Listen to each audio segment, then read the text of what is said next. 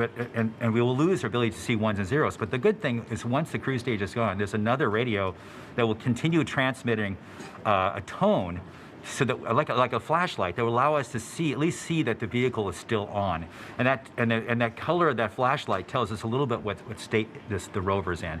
But soon after that, it won't be very long before we'll be able to hear more ones and zeros coming from the spacecraft. So this is a really exciting time, and it's just important to remind people this is there's a lot that can go wrong in a day like today. There are thousands of things that have to go right. Yeah, we had success in the past landing on Mars. You'd think it gets easier, but it really doesn't. Why is it still so difficult? Well, it's because it's involved thousands and thousands of things, hundreds of thousands of lines of code. There's 79 pyrotechnic devices. Each have to work perfectly. One critical wire short or one key thing mechanism that doesn't work or breaks, and it's mission over. And so it's, you know, and it's very easy. We're human beings. We're not perfect. Mistakes can be made. We count on each other to find our own mistakes, and we work very hard to learn from the mistakes of the past. We've had many failures. Remind people, roughly half, around half of the missions to Mars over history have failed. And so that could happen today too. Even though we've had a nice, wonderful string of successes in the United States, it's still still a bit of a gamble that we have hoped that we have erred in the side of luck, and we've stacked the deck and loaded the dice to make this thing succeed. But if we do fail, and something bad happens today, I can tell you, we're going to learn it. We'll have the data that tell us what happened. We'll know why. We'll figure it out. And if we are allowed, we will pick ourselves up and get us back on the horse. And if Congress and NASA allow, we will try again. As we always do, we will learn from our mistakes. And what are the possible scenarios we could be looking at today? Well, there's things like one of the key stressful elements for all of us is parachute inflation. But just even separating from the cruise stage is a pretty major event. Lots of devices have to work properly. Certainly, the heat shield separation, getting the descent engine started. There's no less than 16 rocket motors that have to work. 8 to control during entry, another 8 to control it during landing. I said it's a lot of stuff, and it all has to work. And guess what? We haven't done this before with this vehicle ever. This is its first attempt to actually land. We can't try this on Earth. We can't do. We don't have test pilots to try it out on this planet before the big show. So this vehicle is doing it for the first time. We've done the best testing we could do in bits and pieces, but you know, it's as best as we could do. But I think our team is up to it.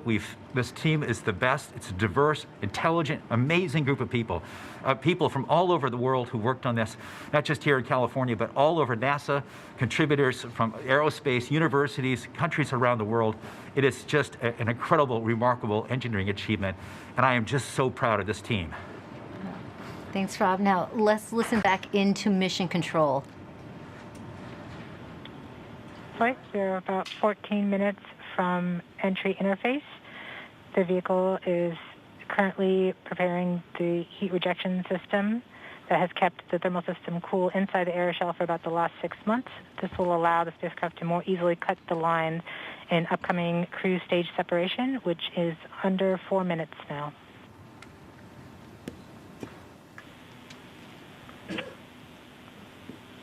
We have now enabled the rover pyro bus. That's the pyrotechnic system that's we going are powering off the cruise stage devices. And these are the things in the cruise stage that we no longer need. With the pyrotechnic system working, we can explode the devices the necessary to vehicle is separate. preparing for the upcoming cruise stage separation in about 3 minutes 15 seconds by powering off all the devices on the cruise stage in order that they can be safe once the cruise stage is jettisoned. Yeah, this cruise stage has been very reliable. We are firing our first pyros to vent the HRS liquid and gas. This has been the coolant that's kept their vehicle from getting too hot on the way to Mars. We have to vent it into space. And so this is one of the first major events that take place as part of entry, descent, landing.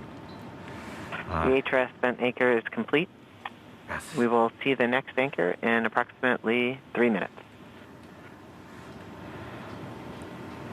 Okay. We are currently 12.5 minutes from entry interface. We are coming upon cruise stage separation in 2 minutes and 20 seconds. What's happening now, Rob? Okay, well, we're just waiting. The rover is completely in charge. It's doing all the things we've taught it how to do. It's all built into the software. We've tested it over and over and over again. This team has spent 24 hours a day, 7 days a week, testing this thing for years. And so this is really the culmination of all that work. So this vehicle is getting ready to push that cruise stage away. Once it gets pushed away, the entry system with the rover inside, with the rover still in charge, is going to get ready to take the vehicle, turn it to the right orientation, and aim it to Mars, and prepare for entering the atmosphere.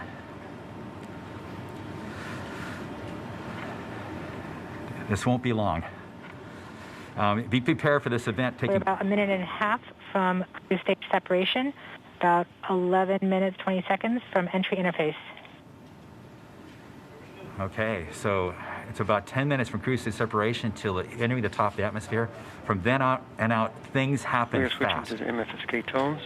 Telemetry will have stopped. Telecom is confirming that the spacecraft has switched to broadcasting tones. These tones are received directly from Perseverance, but have very limited information content. We won't receive real-time information until about 9-10 minutes from now, once the Mars Reconnaissance Orbiter starts relaying information from Perseverance. We are under 1 minute from cruise stage separation, about 10.5 minutes from entry interface. It's getting exciting. I have to admit, I am quite anxious, but very hopeful that this machine is going to do what we asked We it are to seeing do. the heartbeat tones. Okay, that means that there's no more ones and zeros coming. It's just the vehicle telling us it's still alive.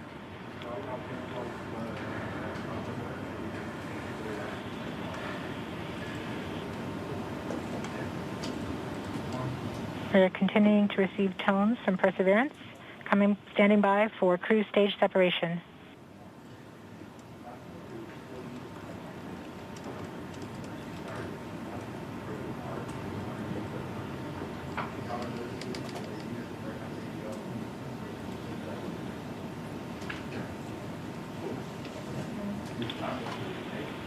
Yes. We have indication that cruise stage separation has been confirmed by the spacecraft. We're off on a good start. In about 1 minute, Perseverance's landing software will wake up and begin the final preparations for entry. The first action it will do is to fire warm-up pulses with its entry thrusters. These pulses ensure that the spacecraft gets the thrust that it wants during entry interface. We're about 9 minutes from entry interface.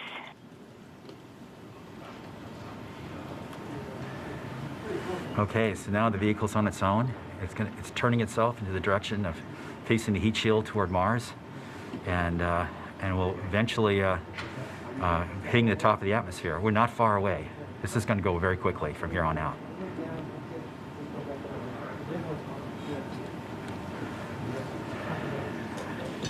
That's confirmation that we got shadowed by the cruise stage as it passed through our beam to the Earth.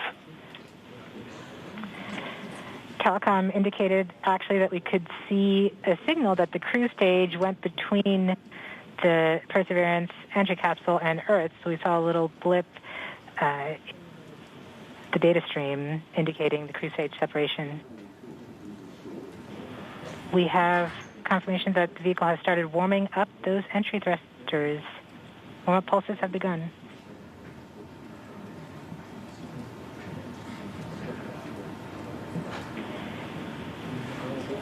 At this point, the spacecraft is trying to stop its spin from the cruise 2 revolutions per minute down to 0, and then will turn to its desired orientation from entry.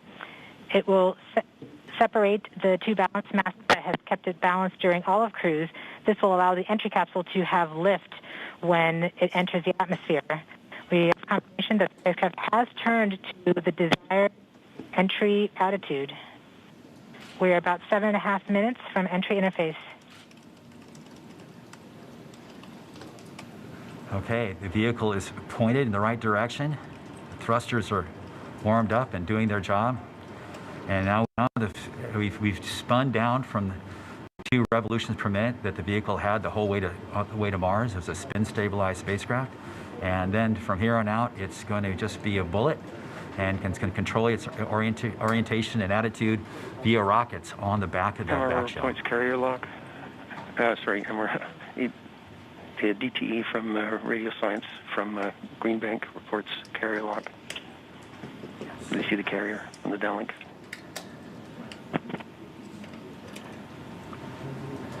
Flight level 1. We are continuing to wait for entry interface. We're about 6 minutes and 45 seconds from entry interface. We have confirmation from Greenback that they are receiving direct-to-Earth telemetry via that path. The spacecraft Perseverance is currently transmitting heartbeat tones. These tones indicate that Perseverance is operating normally and has nothing significant to report. This is as expected. We're currently just over 6 minutes from entry interface.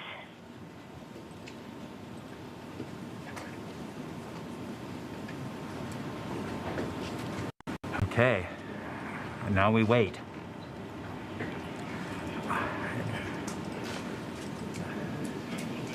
As soon as we get to the top of the atmosphere, it'll be very quickly, which is the entry point. It won't be very long before the atmosphere will start getting thicker and thicker. It's going very quickly at a fairly steep angle of 15 degrees into the atmosphere. And as it starts to slow down... We're just under, we're about 5.5 minutes from entry interface.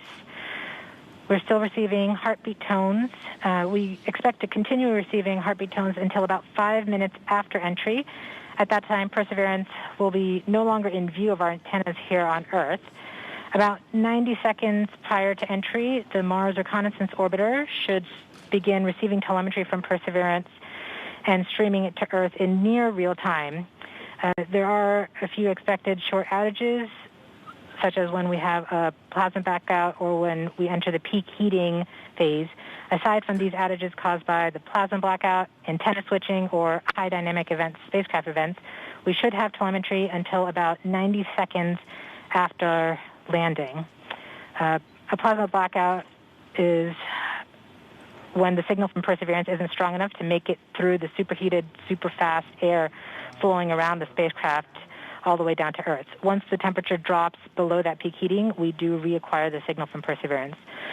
We are currently about 4.5 minutes from entry interface. Perseverance continues to report heartbeat tones, indicating everything is nominal. Okay, what we're looking for now is Mars Reconnaissance Orbiter should be in view soon of our vehicle and be able to listen to ones and zeros coming from a separate radio that's really designed to talk between spacecraft. MRO reports the Electra radio is powered on, ready to receive signals from the lander. Okay, MRO is ready and able and waiting for to hear from our rover. Mars Reconnaissance Orbiter has reported that it's ready to receive the signals from Perseverance. It should be in a few minutes here. We're just Flight level 1 from entry interface.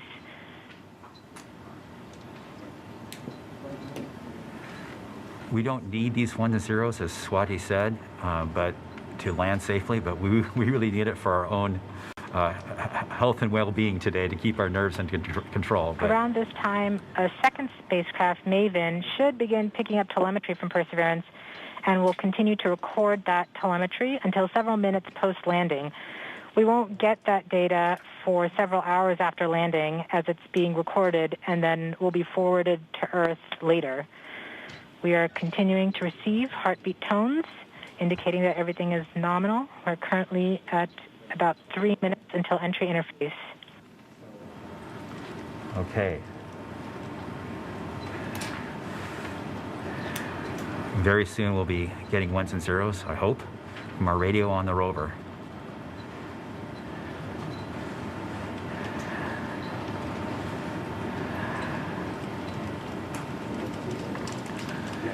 The entry interface is nothing more than just an arbitrary place in the sky that we've defined to be above the atmosphere.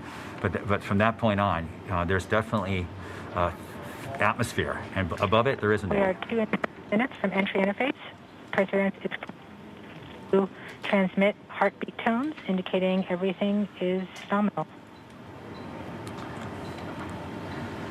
So the tones can tell us whether something is bad or not is happening. So far the heartbeat is doing well. So the vehicle thinks it's in good shape to land, which is a great sign.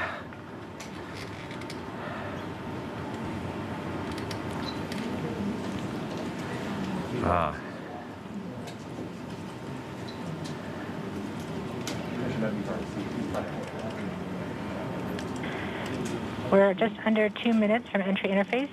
As it gets closer to Mars, Perseverance is actually being pulled in by gravity and accelerating. By the time Perseverance reaches entry interface point, she should be going just under 5.4 kilometers per second. We're at about 90 seconds from entry interface and standing by for Mars Reconnaissance Orbiter to pick up the telemetry.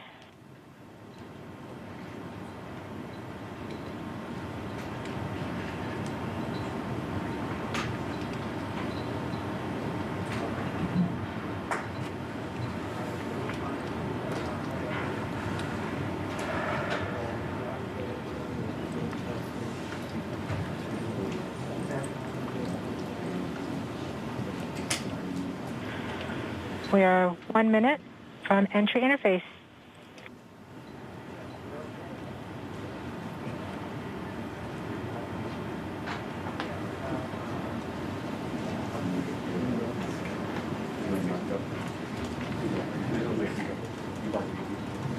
MROs are in receive mode. We have confirmation that the Mars Reconnaissance Orbiter is now relaying data from Perseverance. We're about 30 seconds from entry interface. Perseverance is going about 5.2 kilometers per second and is about 190 kilometers altitude above the surface of Mars. Confirm UHF data flow.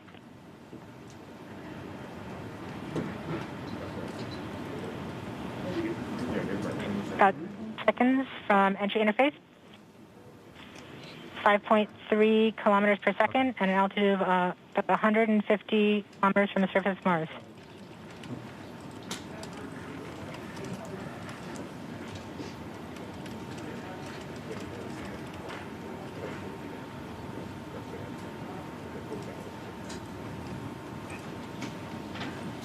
Entry.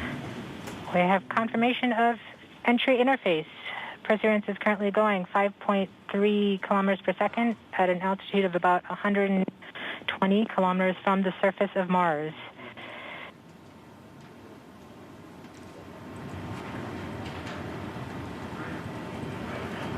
The spacecraft is now waiting until it begins feeling the atmosphere of Mars slow it down. Once there is enough atmosphere, it will start controlling its path to the landing target.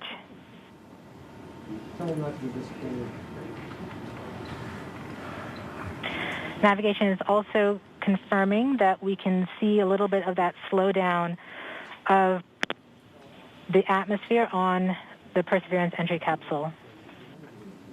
Our current velocity is about 5.36 kilometers per second and an altitude of about 67 kilometers from the surface. We are probably seeing MRO plasma blackout at this point.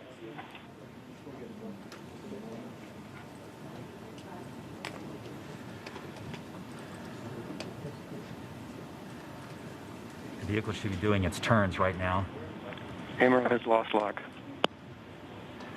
Perseverance. We have indications that Perseverance is now performing bank reversals in the atmosphere. These are the steps in order to control its distance to the landing target. Perseverance has just passed through the point of maximum deceleration and has indicated that it felt approximately 10 Earth Gs of deceleration. MRO has lock again. Yes, yes, yes, yes, yes. We saw a small outage of the UHF telemetry from Mars Reconnaissance Orbiter during that peak heating phase, likely caused by the plasma blackout. Perseverance is still continuing to perform phase reversals in the atmosphere to control its distance to the landing target.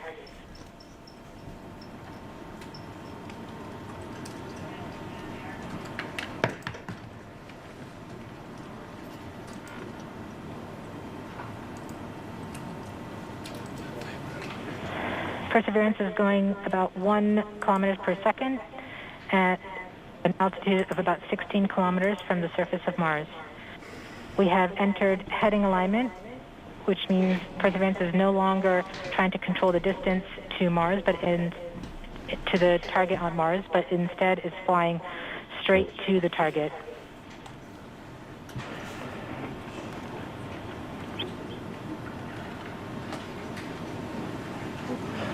Parachute.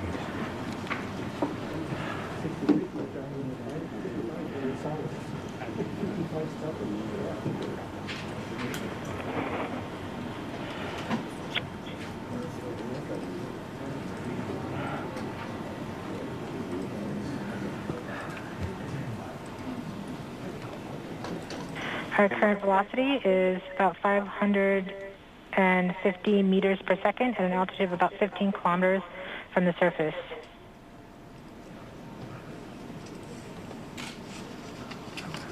MRO's reporting good telemetry log. We are coming upon the straighten up. We are starting the straighten up and fly right maneuver, where the spacecraft will jettison the entry balance masses in preparation for parachute deploy and to roll over to give the radar a better look at the ground. Yes, yes, yes. The navigation has confirmed that the parachute has deployed, and we are seeing significant deceleration in the velocity. Our current velocity is 440 meters per second at an altitude of about 12 kilometers from the surface of Mars.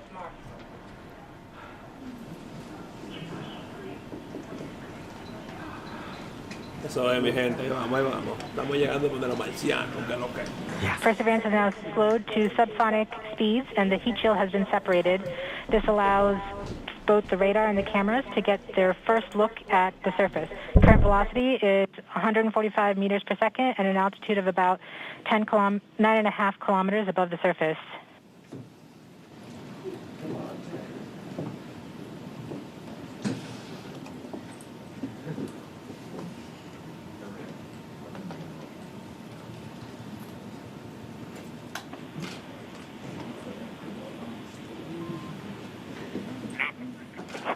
Yes, yes, yes. Perseverance now has radar lock on the ground. Current velocity is about 100 meters per second, 6.6 kilometers above the surface. Eso es, mi gente, eso es. Estamos llegando. Perseverance is continuing to descend on the parachute. We are coming up on the initialization of terrain relative navigation and subsequently the priming of the landing engines. Our current velocity is about 90 meters per second at an altitude of 4.2 kilometers. Estamos en la fase más peligrosa, la del We have paracaídas. confirmation that the lander vision system has produced a valid solution and part of terrain relative navigation. Yes. We have priming of the landing engines.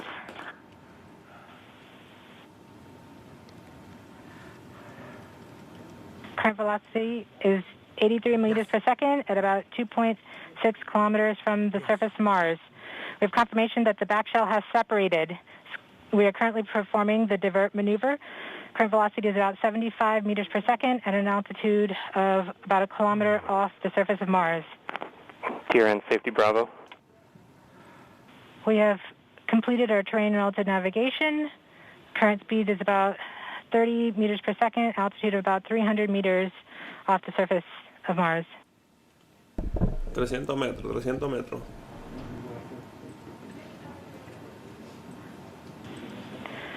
We have started our constant velocity accordion, which means we are conducting the sky crane, about to conduct the sky crane maneuver. We've lost direct to Earth tones. As expected.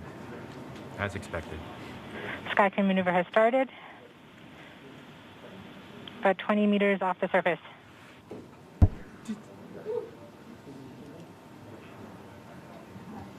A 20 metros de la superficie.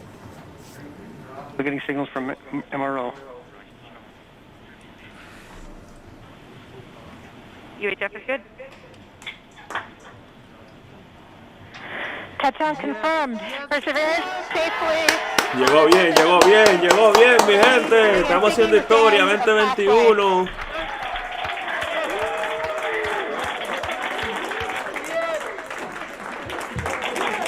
At this point, the descent stage has flown away to a safe distance. Perseverance is continuing to transmit direct Ahora usa through transmisión orbiter to Roberto, Earth. de perseverancia.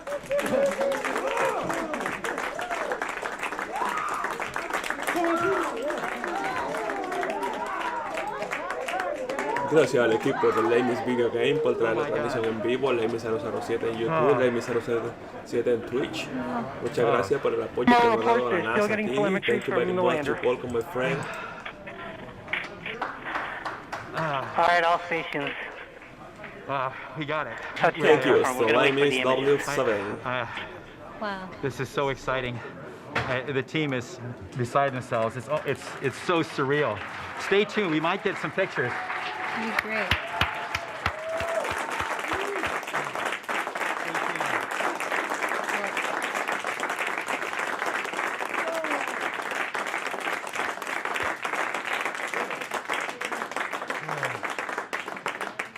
So much has been riding on this. Yeah, we just heard the news that Perseverance is alive on the surface of Mars. Apenas conseguimos la noticia de que Perseverancia está vivo en Marte. Flight, we have seen the completion of EDL 3000. Copy activity. That is as expected.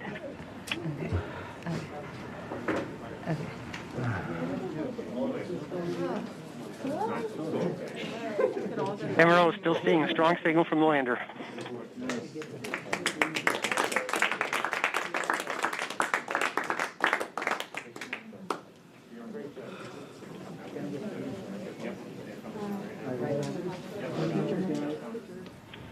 We have just heard the news that Perseverance is alive on the surface of Mars.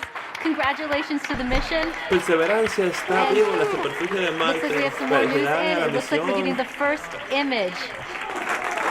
Here, take a look at the first image. Flight, this is OL3. I have the target point on the map when you are ready. We are ready, OL3. Go for it. Vamos a ver las primeras imágenes, según dice aquí. Vamos a ver la primera imagen de cuando abre la cámara. Mírala ahí.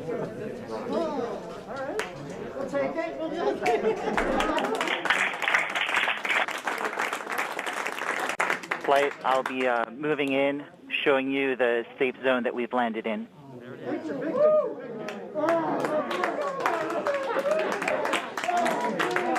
Esa fue la foto de las Has de just afuera. put the first image from Perseverance on the surface of Mars. Now, it comes from the engineering cameras, known as the hazard camera.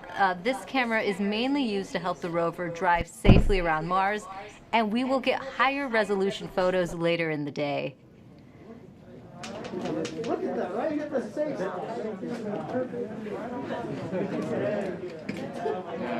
at the orange. Nice. This is amazing.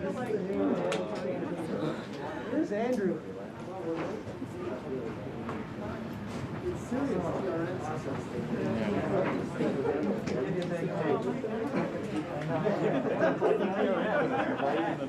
For Steve. Stand by for Steve.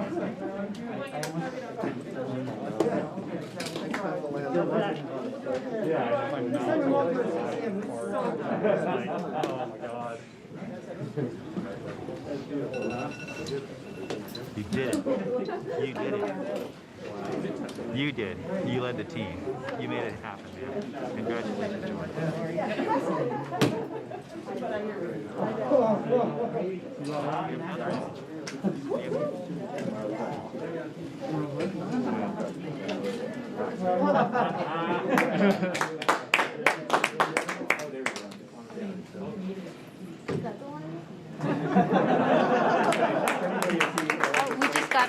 second image in. Our second image is in. Okay, these we have a camera in the front and rear of the spacecraft. They're near the ground, so these are pretty close. So you can see the wheels there, and they're a little dirty because we've got glass covers over these cameras. But we took these seconds after landing, so there's still dust in the air from our landing event. So this is happening. This happened just seconds ago. Just arrived, and this is really amazing. And we even know where we landed. This is the most amazing thing. The vehicle has told us where it's landed because it figured it out. This is a sign. NASA works. NASA works. And when we put our arms together, and our hands together, and our brains together, we can succeed. This is what NASA does. This is what we can do as a country. On all of the problems we have, we need to work together to do these kinds of things and make success happen.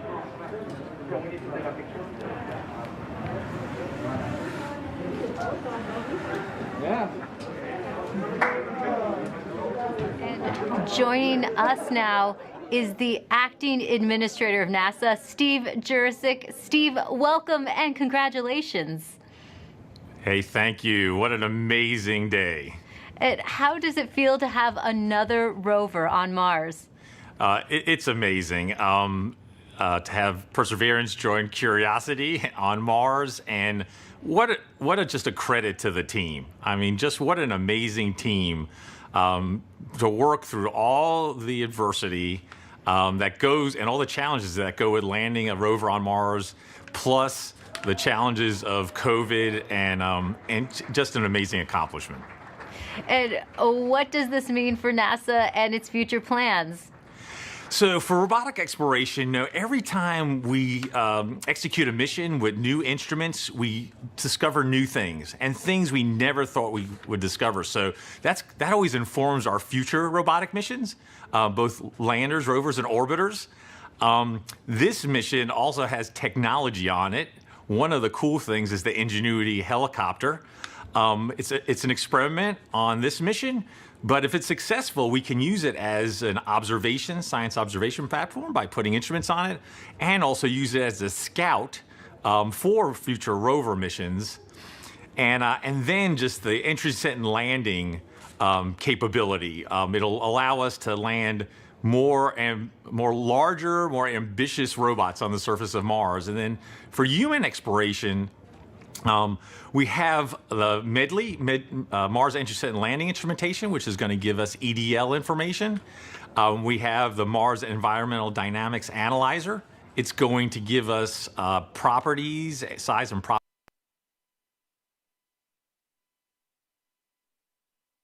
And this is just an incredible mission because of the science and the technology, and then caching samples for a Mars sample return mission. That will be an amazing mission, the first round trip to Mars and back, and bringing those samples cached by Perseverance back to Earth to examine with state-of-the-art equipment in our laboratories here on Earth. We have so much to look forward to. And we also have a student question coming in from Landon. Let's take a look. Hi, my name is Landon Applegate. I'm in 6th grade, and I'm going to Academy for Academic Excellence. And my question is, do you think we could get resources from Mars to help on future missions, or even as like a launching point? Great question, Landon. Actually, we have an experiment called the Mars Oxygen In Situ Resource Utilization Experiment, or MOXIE, and it's going to demonstrate generating oxygen from atmospheric CO2, and that could help generate breathable oxygen, and even if we can liquefy it, oxidizer for propulsion systems. So that's a tech demo on Perseverance. And then we're going to continue to characterize the frozen water on and below the surface of Mars, and eventually try to figure out how to extract that water from the Martian soil, or what we call regolith, and then we can use that for potable water and also break it down into oxygen and hydrogen for rocket fuel. So absolutely, we're going to try to eventually figure out how to live off the land to support human missions to Mars. Thanks for taking the time to talk to us today, Steve. Thank you. And now that Perseverance has safely touched down on Mars, let's learn more about what's in store for the rover. Joining us now is Surface Mission Manager Jessica Samuels. Jessica, your surface operations team has now taken over. What are they doing now? Yes, hi Raquel. We are so excited here in the Surface Mission Support area. The team will do a handover with the entry, descent, and landing team and pass any critical information. And then this team behind us will be the team that does the health and safety assessments daily as we progress on this mission. And what do the upcoming weeks look like for your team? So as we enter Mars time now, the commanding team will be working overnight while the rover is asleep so that we can perform the initial checkouts of our key rover functions and our science instruments. And we have to do this all in time for the regularly scheduled communication pass, which happens in the morning. And so we will be working around the clock, making sure that Perseverance is healthy, and we will begin this exciting adventure. And can you tell me, what's it like living on Mars time? It's a little bit like constantly, flying and changing your time zone. The rover, on Earth, the rover wakes up at the same time every day, but on Earth, that's 40 minutes later. So the team is going to be shifting our work schedule by 40 minutes as we come into work over the next few weeks. So it'll be exciting and some late nights, but we're also excited and we can't wait. It's a whole new lifestyle. Yes. We also have a student question for you. This is Sophia's video. Hi, my name is Sofia Lopez, and my question for NASA is, how's Perseverance gonna survive? And here's a drawing that I made from Perseverance thinking about Earth. Thank you. Well, Sophia, Perseverance survives with a power source that charges its batteries overnight while it sleeps, and it keeps heaters on so that all of our critical electronics can stay warm, as well as our mechanism. But it's really survived by the team that performs the health and safety assessments every day and communicates with the rover and makes sure that she's doing okay. Well, thanks for your time, Jessica, and good luck living on Mars time. Thank you. It should be fun. Let's head back to Marina as she gives us a sneak peek into the future at JPL. Thanks so much, Raquel. It's definitely bustling behind me. It's not quiet like it was just 20 minutes ago. And congrats to the whole team. What an amazing accomplishment. Mike Watkins is the director of NASA's Jet Propulsion Laboratory. He was the mission manager during the Curiosity rover landing on Mars. Welcome, Mike. Oh, thanks. Glad to be here. You can see all my mask markings on. Well, you were just celebrating, and rightly so. Now, you've been around for a number of Mars landings. What makes this one special?